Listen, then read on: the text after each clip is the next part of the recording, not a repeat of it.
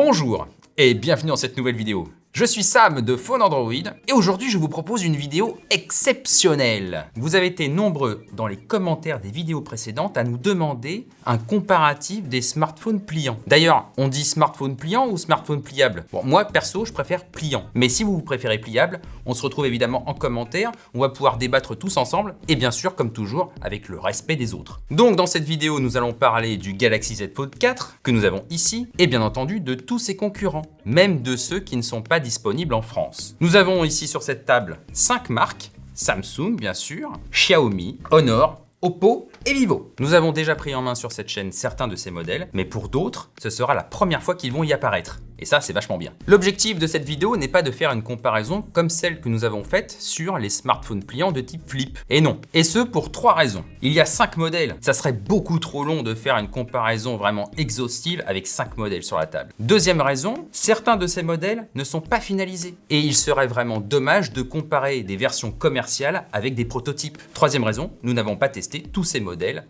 vraiment en profondeur. Si nous n'avons pas testé, on ne peut pas les comparer. Alors, quel est l'intérêt de cette vidéo finalement? C'est de comprendre quel est le positionnement de chacune des marques que nous avons ici. Parce que finalement, Samsung et Huawei ne seront bientôt plus les seuls à proposer des smartphones pliants de type Fold. Bientôt, il y aura aussi Xiaomi, Honor, Vivo et Oppo qui sont là. Donc, grâce à cette vidéo, nous allons un peu plus étudier la proposition de chacune des marques. Et même si cette vidéo n'est pas sponsor, j'aimerais remercier les 5 marques qui nous font confiance. En effet, elles nous ont envoyé leurs produits sans savoir ce que je vais dire. Et nous pouvons faire cela parce que vous nous soutenez, évidemment. Merci d'ailleurs pour votre soutien indéflectible. Et si vous voulez continuer, pouce bleu, abonnement et clochette bien entendu. Allez, étudions tout ça. Commençons ce grand comparatif avec le design extérieur de ces produits. Comme vous pouvez le voir, nous sommes sur des form factors qui sont très similaires quand même, avec un écran intérieur qui se plie et un écran extérieur rigide. À chaque fois, vous avez autour de l'écran interne une bordure qui permet de protéger la dalle tactile. À l'extérieur, vous retrouvez généralement des matériaux nobles, comme de l'aluminium, bien sûr, du verre minéral, parfois même du titane ou du magnésium pour la charnière. Certains smartphones peuvent même aller vers des matériaux un peu plus exotiques, comme le cuir végétal, que nous pouvons voir avec le Vivo. Comme vous pouvez le constater, les dimensions de tous ces produits sont assez similaires, sauf bien sûr pour le Find N2 qui est beaucoup plus petit. Le poids également de tous ces smartphones est assez similaire, autour des 260 grammes, sauf pour le Vivo. Lui, il tape au-dessus des 300 grammes. Également, le Find N2 est 20 grammes plus léger que les autres. Concernant le lecteur d'empreintes, vous avez ici 2 stratégies très différentes. Chez Samsung,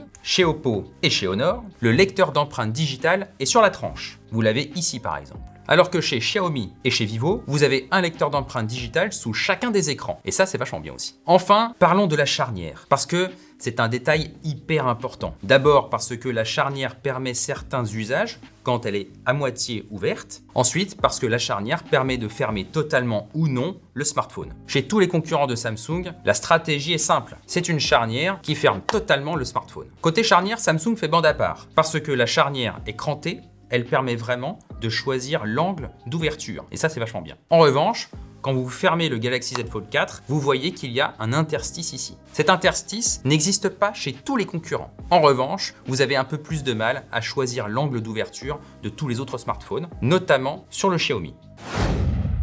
Après avoir parlé des designs, nous allons maintenant parler des écrans, en commençant par l'écran interne. La taille des écrans proposés ici est assez classique. Nous avons Samsung avec 7,6 pouces, nous avons Xiaomi, Honor et Vivo autour des 8 pouces, et nous avons enfin le petit Find à 7,1 pouces. Oppo a choisi un format plus compact, plus facile à mettre dans une poche et plus facile à mettre dans un petit sac. Techniquement, toutes les dalles sont relativement proches. Vous avez soit de l'OLED, soit de l'AMOLED. Vous avez une définition Full HD ou un peu plus. Vous avez soit du 90 Hz, soit du 120 Hz. Vous avez du LTPO, voire même du LTPO2 chez Xiaomi. Et vous avez une luminosité globalement au-dessus des 1000 nits au maximum. Sur le papier, le meilleur écran semble être celui du Xiaomi. La pliure, sujet très important ici. Bien sûr, tous les smartphones n'offrent pas la même sensibilité sur cette pliure. C'est peut-être le Find qui propose la meilleure expérience dans ce domaine, avec une pliure qui se voit assez peu et qui se sent assez peu aussi. Remarquez évidemment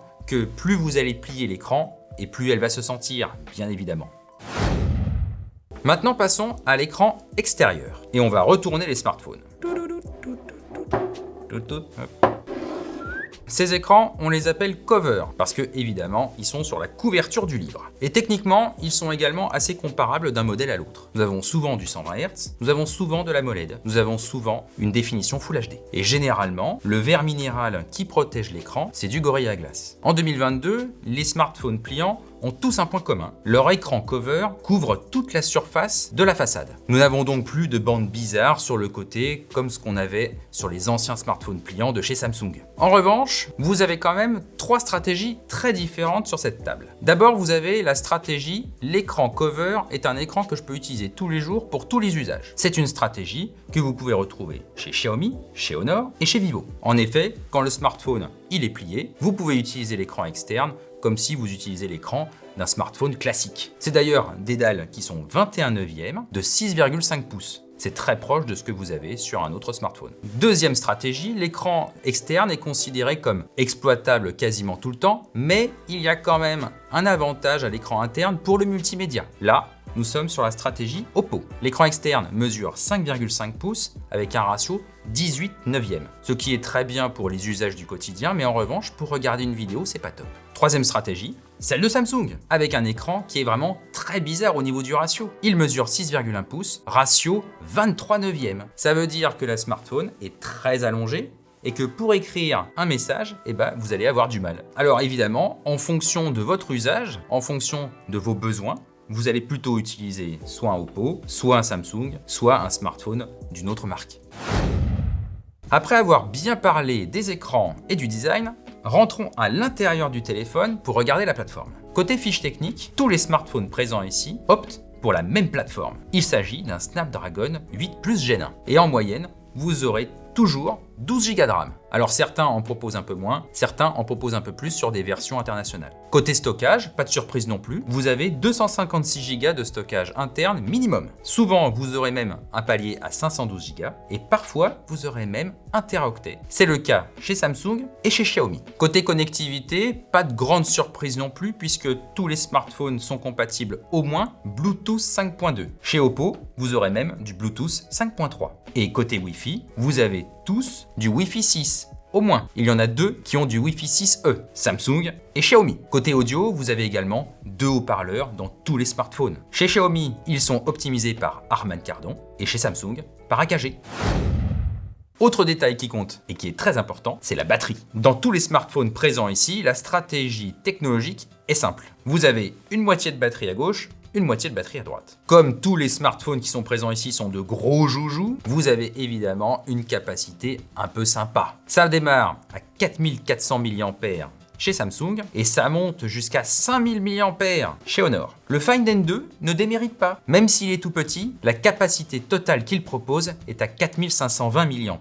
Côté recharge, toutes les marques chinoises se sont mises d'accord. On va offrir une charge plus rapide que celle de Samsung, mais vraiment beaucoup plus. Nous avons donc du 66 voire du 67 watts chez tous les concurrents de Samsung, sauf chez Vivo qui propose du 80 watts quand même, et chez Samsung, du 25 watts. C'est pas sérieux. Vous l'aurez donc compris, dans le domaine de la batterie et de la recharge, les marques chinoises font très fort. Nous avons vraiment une belle démarcation entre Samsung et les concurrents. Que ce soit au niveau de la capacité, puisque Samsung offre la moins bonne, mais aussi au niveau de la recharge, puisque Samsung offre la moins rapide.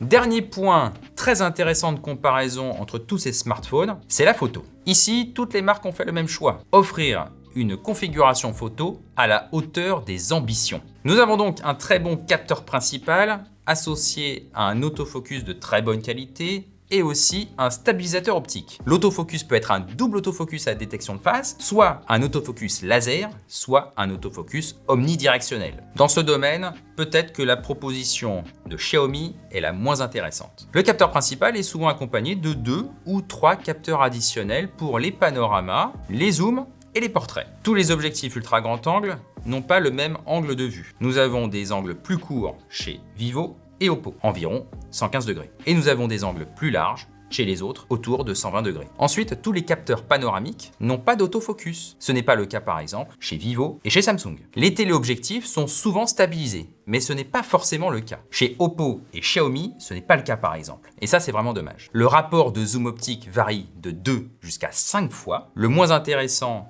est chez Oppo et Xiaomi, et le plus profond est chez Vivo. Vivo qui d'ailleurs se différencie sur un autre point. C'est le seul à proposer un troisième capteur additionnel dédié au portrait. Ce capteur est associé à un objectif 47 mm, mais vraiment idéal pour les portraits, ça c'est vachement bien. Côté selfie, vous aurez un ou deux capteurs selon les propositions. Chez Samsung, Oppo et Vivo par exemple, il y en a deux. Il y a un capteur pour chaque face. Les définitions de ces capteurs varient de 4 mégapixels jusqu'à 32 mégapixels. C'est chez Oppo que vous les trouvez les 32 mégapixels. Et devinez chez qui il y a le 4 mégapixels? Chez Samsung. En revanche, l'objectif du capteur selfie de Samsung ouvre beaucoup plus grand, il est beaucoup plus lumineux. Samsung qui est d'ailleurs la seule marque à essayer d'apporter un capteur selfie sous l'écran. Il est sous l'écran principal. Ici. Il s'agit du fameux capteur 4 mégapixels. Alors évidemment, la tentative est belle, mais techniquement, le résultat, il est bof. Alors, que penser de tous ces smartphones pliants? D'abord, nous voyons qu'il y a des propositions qui sont très semblables les unes des autres, celle de Xiaomi, celle de Honor et celle de Vivo, alors que Oppo semble avoir trouvé un segment un peu différent. Nous voyons qu'il y a aussi certains choix technologiques qui ont un fort impact sur l'usage. Des choix technologiques sur le capteur selfie, sur la charnière, sur l'écran externe et aussi sur le lecteur d'empreintes. Tout ça, évidemment, ça amène une prise en main légèrement différente. Certains constructeurs vont même opter pour une fiche technique à la hauteur de leurs flagships les plus puissants. C'est le cas par exemple de chez Vivo, dont le X Fold Plus se rapproche très fortement du X80 Pro que nous avons testé sur cette chaîne. A l'inverse, d'autres marques vont s'éloigner de leurs flagships les plus importants. C'est par exemple le cas de chez Samsung, qui préfère rogner sur la fiche technique et laisser un peu plus de place à son Galaxy S22 Ultra. Pour moi, entre ces 5 smartphones, il n'y en a pas forcément un meilleur que les autres. Ils ont tous leurs qualités et leurs défauts dans certains domaines. Mais j'ai peut-être 2-3 petits coups de cœur quand même. J'aime bien le Find N2 parce que il a un format un peu différent de celui des autres smartphones et ça c'est vachement sympa. Et puis j'aime bien le X Fold Plus parce que sa fiche technique elle est vraiment au-dessus de la mêlée. Le Galaxy Z Fold 4 n'est pas mon préféré, mais en revanche j'avoue que Samsung offre une expérience logicielle beaucoup plus aboutie que tous les autres smartphones. Le fait que vous pouvez ouvrir le téléphone à moitié ou pas sans qu'il tombe sur la table, ça c'est vachement bien. C'est les seuls à offrir une charnière aussi stable et donc à offrir aussi une expérience logicielle aboutie quand vous avez le smartphone à moitié ouvert. Nous arrivons à la fin de cette vidéo. Merci beaucoup de l'avoir suivi jusqu'au bout. J'espère qu'elle vous a plu. Si c'est le cas, un pouce vers le haut, ça nous fait toujours plaisir. Si vous avez des questions, rendez-vous en commentaire comme d'habitude et je suppose que vous en aurez plein sur ces 5 smartphones. Sinon, on se retrouve évidemment très bientôt sur la chaîne YouTube de Phone Android. D'ici là, portez-vous bien. Ciao!